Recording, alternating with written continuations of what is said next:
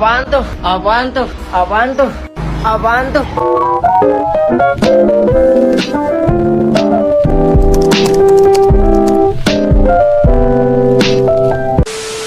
Assalamualaikum warahmatullahi wabarakatuh dan selamat pagi semua.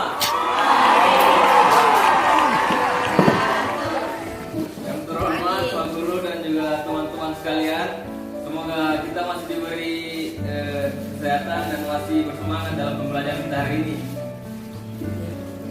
Terima kasih juga atas waktu yang telah diberikan kepada kelompok kami, karena di kesempatan kali ini saya dan teman-teman saya akan membawakan materi tentang sejarah dengan berjudul pemerintahan Daniels dan Franklin. Sebelum masuk di materinya, ada pepatah yang pernah mengatakan ya, tak kenal maka tak sayang. Maka dari itu izinkan kami memperkenalkan diri terlebih dahulu. Perkenalkan, nama saya Muhammad Abid.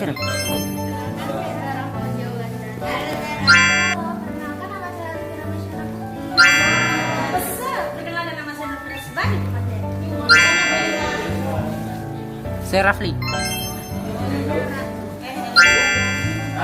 Oh iya kak. Waktu lagi, marilah kita masuk ke materi. Yang pertama, saya akan menjelaskan biografi Daniel Daum di Belanda pada tanggal 21 Oktober tahun 1762 yang merupakan putra dari sekretaris wali kota yang bernama Richard Johan dan Josepha Christina Uleker.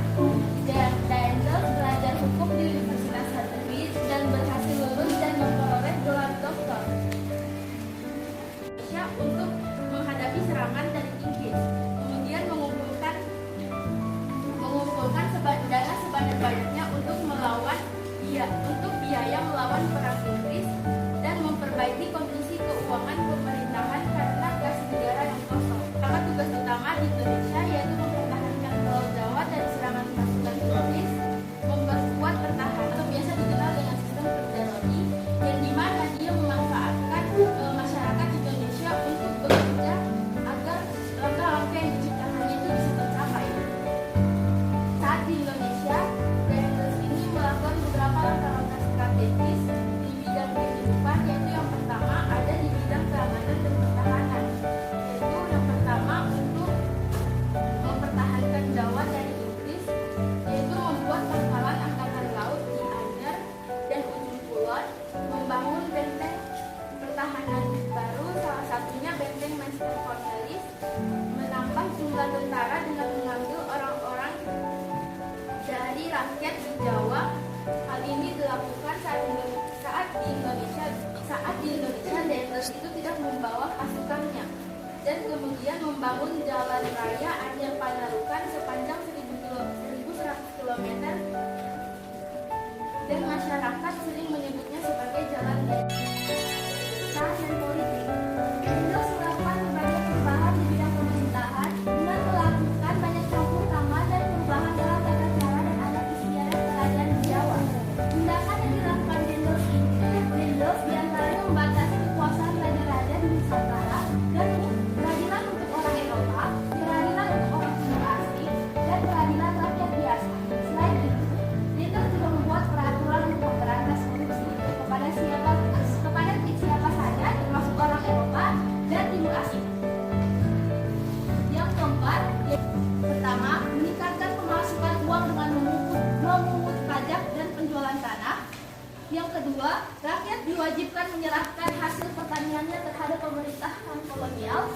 Yang ketiga, meningkatkan penanaman tanaman yang laku di pasar dunia. Kemudian ada beberapa usaha-usaha yang dilakukan Daniels, dan yang diantaranya yaitu yang pertama, dengan melakukan banyak campur tangan dan perubahan dalam tata cara dan adat istiadat pada kerajaan-kerajaan Jawa. Yang kedua, melakukan intervensi terhadap pemerintah kerajaan-kerajaan lokal seperti saat terjadi pergantian raja, serta membatasi secara ketat kekuasaan raja-raja di Nusantara. Yang ketiga, para bupati dijadikan pegawai pemerintahan Belanda dan diberi pangkat sesuai dengan ketentuan kepegawaian pemerintahan Belanda dan tenaga sesuai dengan hukum adat. Pengadilan untuk orang pribumi, pengadilan untuk orang timur asli. Keenam, bidang militer dan pertahanan. Dengan membangun jalan antara Anyer Panarukan, baik sebagai lalu lintas pertahanan maupun perekonomian, menambah jumlah pasukan dalam angkatan perang dan 3.000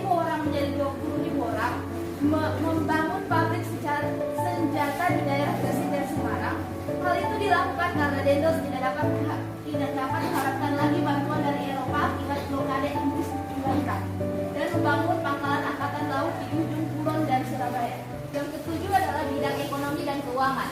Yang pertama, membentuk Dewan Pengawas Keuangan Negara (Alkemen) dan dilakukan pemberantasan korupsi dengan keras. Yang kedua, mengeluarkan uang kertas. Ketiga, memperbaiki gaji pegawai. Keempat, pajak innatura contingentes dan sistem penyerahan wajib dari referentis yang diterapkan pada zaman VOC tetap dilanjutkan bahkan ditingkatkan. Yang kelima, tidak mengadakan monopoli perdagangan beras. Yang keenam, mengadakan Stelsel, yakni kewajiban bagi rakyat yang ada di sekitarnya untuk menanam tanaman ekspor seperti kopi. Yang kedelapan adalah bidang sosial. Rakyat dipaksa melakukan kerja paksa atau rodi untuk membangun jalan Anyer Panarukan. Yang kedua, perbudakan dibiarkan berkembang. Yang ketiga, menghapus upacara penghormatan kepada residen, sunat atau sultan. Yang keempat, dan dengan membuat jaringan pos distrik dengan menggunakan kuda pos. Dipanggil pula karena menganut paham liberalis tetapi bertindak diktator kepada orang Eropa, Timur Tengah dan pribumi. Dendels diberhentikan oleh Louis Napoleon karena tuduhan korupsi dan digantikan oleh John William Jensen. John William Jensen gagal mempertahankan Indonesia dan Inggris dan terpaksa menandatangani kapitulasi Tuntak yang berisi pemerintahan Belanda menyerahkan Indonesia kepada Inggris di Kalkuta atau India. Semua tentara Belanda menjadi tawanan perang Inggris. Orang Belanda dapat dipekerjakan dalam pemerintahan Inggris. Hutang Belanda bukan tanggungan Inggris. Baiklah, kita sudah sampai di Thomas Stamford Raffles, yang mana biografinya adalah Thomas Stamford Raffles merupakan seorang negarawan berkebangsaan Inggris. Dia adalah Gubernur Jenderal India Timur, kemudian Gubernur Jenderal di Bencoolen yang ini bernama Kota Bengkulu, serta penemu Singapura modern. Raffles lahir pada tanggal 6 Juli 1781 di kapal dagang yang saat itu tengah melempar saut di pelabuhan Flores, Jamaika. Ayahnya Benjamin Raffles merupakan kapten kapal tersebut, sementara ibunya bernama Anne Light yang berasal dari Yorkshire. Keluarganya merupakan pedagang yang mencoba mengadu nasib di Hindia Barat atau dulu kita sebut Amerika Serikat. Karena pemerintah Inggris pertama kali telah dilakukan oleh Francis Drake dan Thomas Cavendish pada tahun 1599. Tujuan dari mereka adalah untuk mencari rempah-rempah. Pada saat itu, Inggris dapat membawa rempah-rempah dari daerah Ternate ke Inggris melalui Samudra Hindia. Pada tahun 1586, Inggris kembali mendatangi Indonesia yang dipimpin oleh Thomas Cavendish dengan melewati jalur yang sama. Dengan pengalaman yang dimiliki para pelaut Inggris pada 1811, Inggris kembali melakukan penyerangan terhadap Belanda untuk dapat menguasai Indonesia. Ketika melakukan penyerangan itu, Gubernur Jenderal Dendels telah dipanggil untuk kembali ke Belanda dan digantikan oleh Gubernur Jenderal John Jensen. Penyerangan yang dilakukan Inggris dapat melumpuhkan kekuasaan Belanda, sehingga Belanda menyerahkan kekuasaannya di Indonesia kepada Inggris. Penyerahan kekuasaan ditandai dengan dibuatnya sebuah perjanjian yang disebut dengan Perjanjian Tuntang pada tanggal 18 September tahun 1811 yang berisikan: yang pertama, seluruh Jawa dan sekitarnya diserahkan kepada Inggris. Semua tentara Belanda menjadi tawanan Inggris. Semua pegawai Belanda yang mau bekerja sama dengan Inggris dapat memegang jabatannya. Semua hutang pemerintah Belanda yang dahulu bukan menjadi tanggung jawab Inggris. 1 minggu sebelum perjanjian itu dilakukan, Raja Muda Viceroy Lord Tito yang berkedudukan India mengangkat Thomas Stamford Raffles sebagai wakil gubernur atau lieutenant governor, sehingga Raffles memiliki kekuasaan penuh di Indonesia. Kedatangan Raffles di Indonesia mendapat sebuah penyambutan yang hangat dari para raja-raja Melayu saat itu.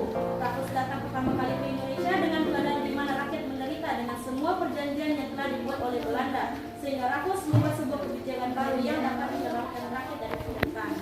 Tangannya, Raffles melakukan reformasi massal untuk mengubah sistem kolonial pemerintah Hindia Belanda. Ia membuat sebuah kebijakan dengan berpegang pada 3 prinsip, yakni: yang pertama, segala bentuk kerja rodi dan penyerahan wajib dihapus dengan diganti dengan penanaman bebas oleh rakyat. Yang kedua, peranan bupati sebagai pemungut pajak dihapuskan dan para bupati dimasukkan sebagai bagian pemerintah kolonial. Yang ketiga, atas dasar pandangan bahwa tanah itu milik pemerintah, maka rakyat negara diambil sebagai penyewa. Selain meningkatkan kondisi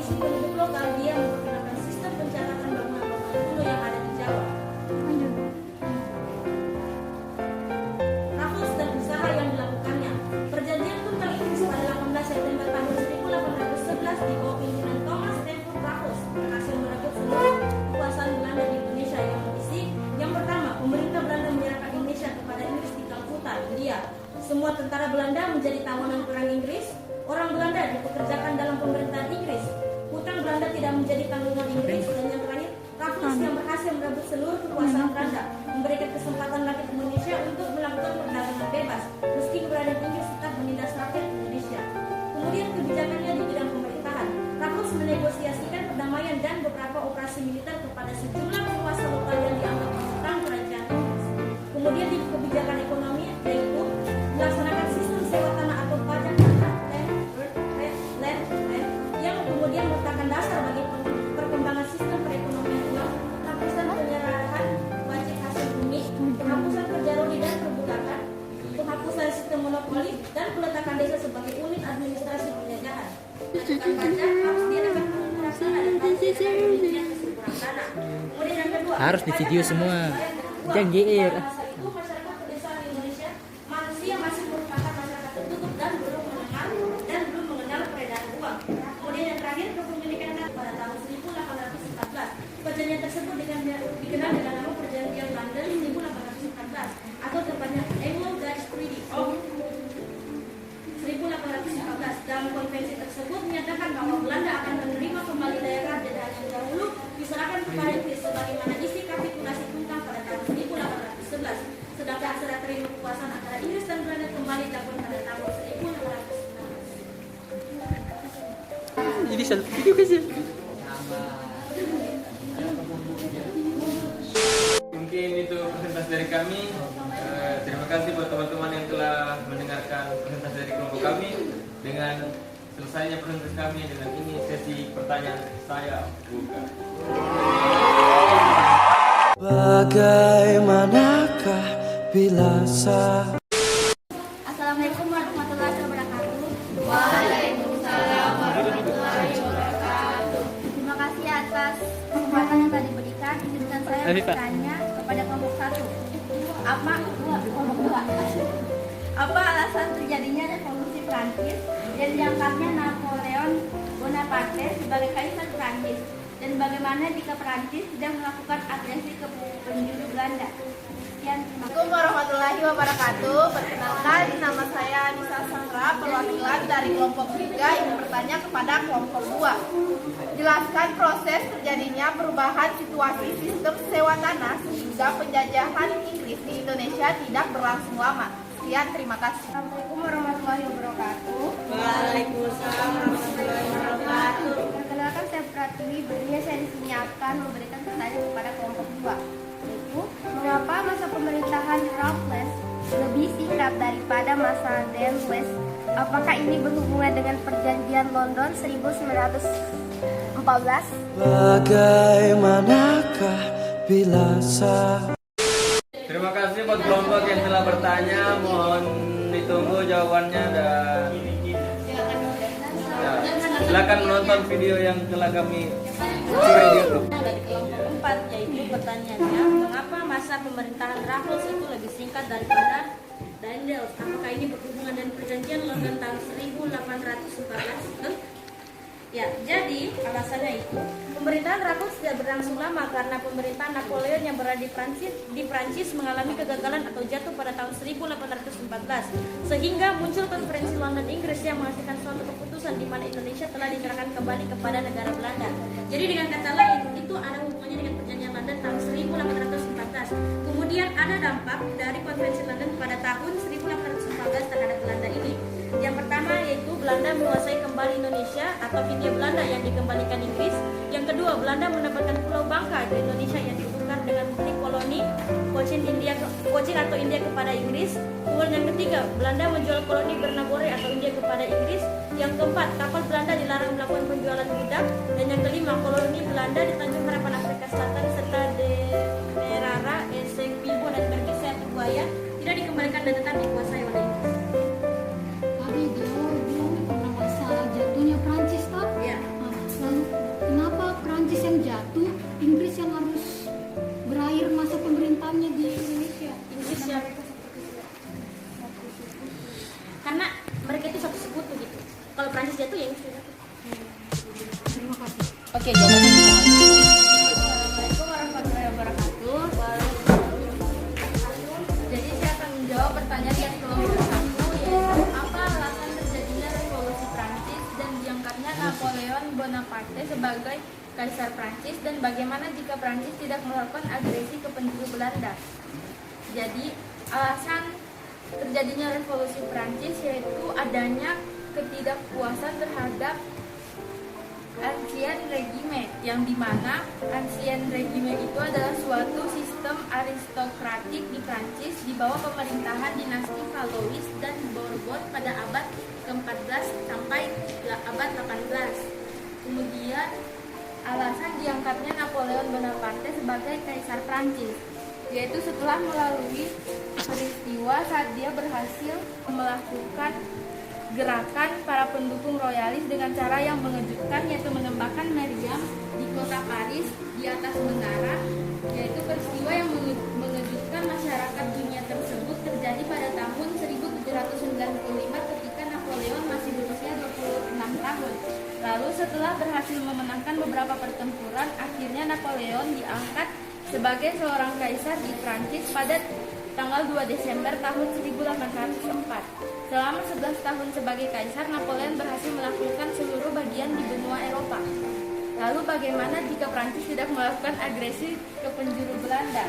Kemungkinan Belanda tidak akan berpindah tangan ke Prancis dan tidak akan menjadikan negara kolonial Prancis.